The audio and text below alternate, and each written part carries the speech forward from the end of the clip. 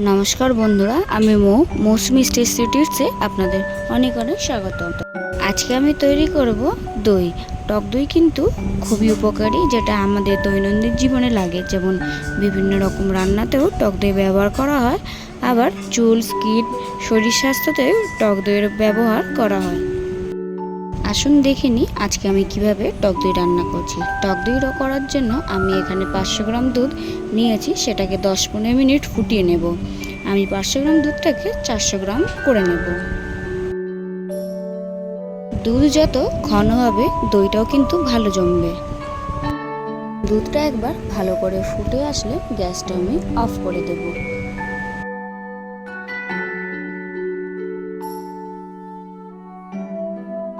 10 থেকে 15 মিনিট ভালো করে ফুটিয়ে নিয়েছি। এবার দুধটাকে ঠান্ডা করে নেব।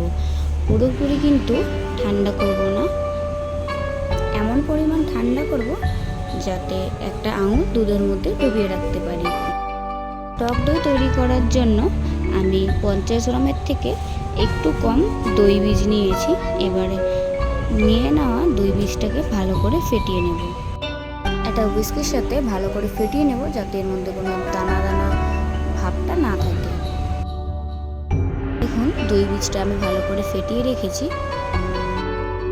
একটা আঙুল ডুবিয়ে দেখে নেব কতটা গরম আছে। দেখুন, এরকম উষ্ণ উষ্ণ গরম দুধই কিন্তু টক দই ক্ষেত্রে লাগবে। এবারে ফ্যাটানো টক দইয়ের মধ্যে উষ্ণ গরম দুধটা ঢেলে দেব। আমরা প্রতিদিন যদি দই জমাতে থাকি তাহলে এই তৈরি করা টক দইয়ের কিছুটা অংশ দিয়ে কিন্তু দই তৈরি করে নেওয়া যাবে। একটা হুইস্ক নিয়ে খুব ভালো করে মিশিয়ে দিচ্ছি। এটা কিন্তু খুব ভালো করে মেশাতে হবে। এবার একটা পাত্রের সাহায্যে ঢেকে দেব। ওপর দিয়ে একটা কাপড় চাপা দিয়ে রাখবো 7 থেকে 8 ঘন্টা মতো।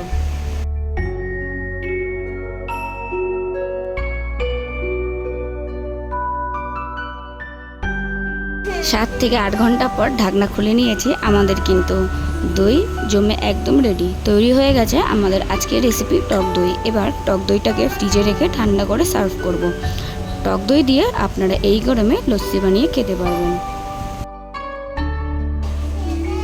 তাহলে ভিডিওটি এখানে শেষ করছি। আপনারা ভালো থাকবেন, সুস্থ থাকবেন। আমার এই টক দই রেসিপিটি আপনাদের কেমন লাগলো সেটা অবশ্যই কমেন্ট করে জানাবেন।